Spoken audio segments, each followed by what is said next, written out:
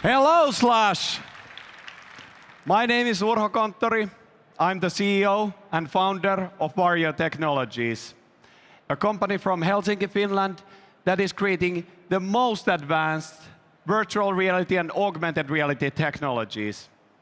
And we are using those to create a revolution in computing, which will begin by the end of next year when we launch our first professional human eye resolution VR headset with mixed reality capability.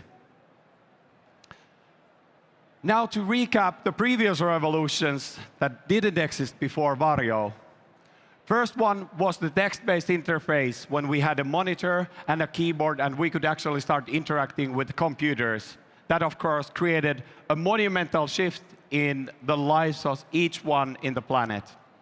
Similarly, the next revolution, the graphical user interface revolution, allowed us to do so much more. There wouldn't be Photoshop without the mouse and point and clicking. There wouldn't be browsers, video editing. World would be very different if this revolution didn't happen. And now, of course, the third revolution, the most recent one, is in each and everyone's pocket today. The mobile computing that became ever-present part of our lives that allowed us to do so much more wherever we were at any time. And of course, one of the key enablers for that one was the increase in power inside these mobile computers, but even more so, the direct interaction that made it easy to use these computers so that even babies would be able to use tablets and phones. Now, the fourth huge revolution is the immersive computing revolution. And this is part where Varjo plays a huge part. Now, the immersive computing is all about removing all of the boundaries that are limiting our imagination. Because in the fourth revolution, you cannot tell apart anymore what is real and what is virtual. Everything can be manipulated, everything can be augmented.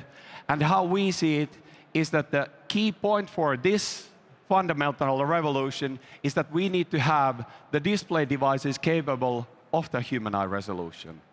Now, it is only natural that Varjo is working towards this one. But before going to the Varjo solution, let me show you today's virtual reality. If you look at the image, this is really depicting what you're seeing when you put a modern, high-end VR headset in your head. You want to see a new world. You kind of do see that one. You see space, you see light. What you don't see is detail. For example, a car industrial designer would love to see the car's beautiful contours, the reflections on the surface of the car. They don't see that. They see a Lego, and sub-pixel structure that makes this not look like an image, but a display. Now, let's look at the same thing with the Varjo display. The transformation is huge. We are capable of nearly 100 times higher resolution than today's best high-end VR headsets.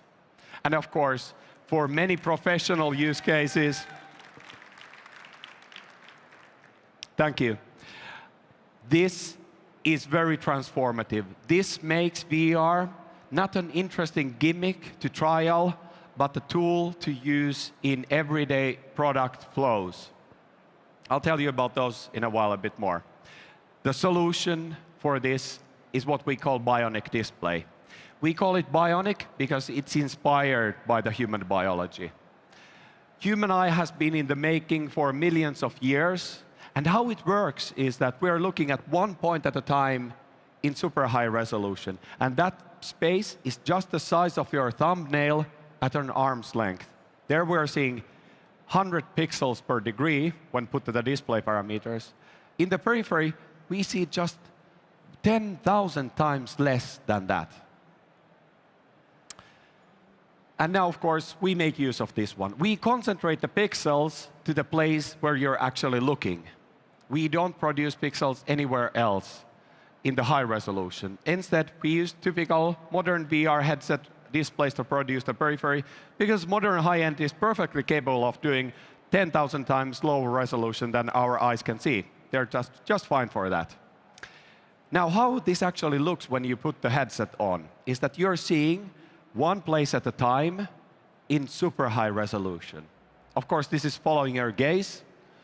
And the effect of this one is that every single thing that you see feels to be in high resolution. So eventually, when you have looked for a couple of seconds, it feels like just everything is in perfect resolution. And this is the key innovation that makes it so that we don't need to wait 10 years for these displays to come by. They are here now. How we do this one is a very simple concept. Now, I must say that Varjo has patented many more ways of achieving this effect, but this is the one that we have been working the most. And it's a very simple, elegant design. We have a normal VR headset display that shows the peripheral view. We have a super high-quality micro-OLED display that has the human eye resolution that gets reflected on a Varjo-made combiner, which is letting you see both of the displays at the same time. And then what we do with the gaze tracking is that we tilt this combiner ever so slightly, and the reflection changes so that you're seeing the image at a different place, at the place where it's supposed to be in. Now, it gives me great pleasure to announce today that we are starting to give our devices to our partners, starting from next Monday onwards. And after we contacted with the press in June this year, we got the tremendous feedback from every single industry: industrial design, training and simulation, architecture and engineering, immersive entertainment. Over 100 of the Fortune 500 companies contacted us, asking that, you guys are doing something magnificent. We have been trialing VR. Can you come and show us what you can actually do? So typically we go there, we show our headset, and before people actually try it out, they say that we've seen these things. They're never true. We don't believe that you guys deliver either. Then they put the headset on and go, wow, you guys really don't talk shit. So today, we're announcing that on the industrial design side, we're partnering with the largest, the best automotive brands in the world, with Audi, BMW, and the whole Volkswagen group of 17 sub-brands. And we're starting to give them devices so that they can start using those and give us feedback what is wrong with those devices. Because that's the only way to learn. We are not car makers ourselves. How would we know what is the best way to perfect the device for their use cases? Similarly, for training and simulations, which is a really interesting domain for VR, we are partnering with Airbus, Bohemia Interactive, which is the largest simulations manufacturer in the world, and Saab, our very dear neighbors from Sweden. Of course, very similarly, we give devices, we get feedback, device becomes better, faster iteration loop. When we ship at the end of next year, it's just perfect for simulation use. Architecture and engineering side, we are partnering with CERN, who is basically owner of the most complex machine in the world, the Large Hadron Collider. And of course, they're really interested in using VR for data visualization of the events that are taking place in that chamber, but also just to teach people how to do the maintenance task, because that beast is open once a year, and you need to do the whole year's maintenance on one day. Thousands of engineers rush in, do the job, and run out from the machine. Then Cellen Group, one of the largest construction companies in the world. Again, we don't make buildings, they do. They know how to do it. As well as Trimble, who is building the most advanced building information model systems that are really the core of any large advanced building. Then lastly, immersive entertainment. We're partnering with 20th Century Fox in perfecting the Varjo headset for location-based entertainment centers. Again, we don't know how to handle the very large crowds, fast-paced rollout times. They do, we learn with them. Magnobus just got an Emmy for their ISS experience, and they are the makers of the immersive photography systems for the movie industry.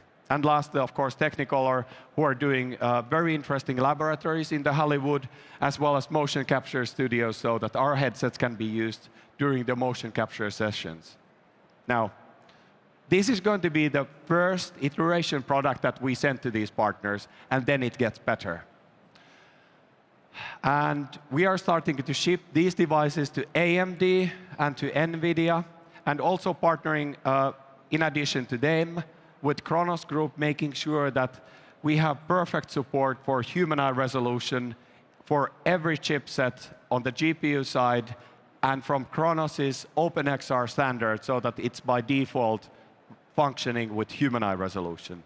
Of course, we'll also provide plugins that make it very easy to work with Unity and Unreal engines. And especially from Epic, we have been getting just stellar support all along. And lastly, very important thing is that Technicolor is not only a content partner for us, but they're actually going to be doing the color grading for our headset. So when you look through our viewfinder, what you see is a color, and you know that it's that exact shade of color it needs to be. We will have individually calibrated devices where you can trust every color you see. Perfect reproduction of multiple color gamuts. And the road ahead. We begin now the early access program. Next, at the end of first half, we will show the mixed reality story of Varjo. This is huge. This is the thing that Varjo was founded on, and it's the thing that we have been working more. We just found at some point that you cannot do it perfectly unless you have the perfect display. That's what we announced today. And then, of course, at the end of next year, the professional product launch, followed by our approach to the immersive computing paradigm. So, recapping, we have taken the promise of visual computing, making that a reality so that you can actually begin the immersive computing revolution. We're collaborating with the best companies in the world, and we're starting to ship the alpha prototypes next week onwards. If you like to see the future of computing, the future of VR, we're showing this to the audiences in our North Bunker, just on this side of the room. I thank you and look forward to speaking to you again.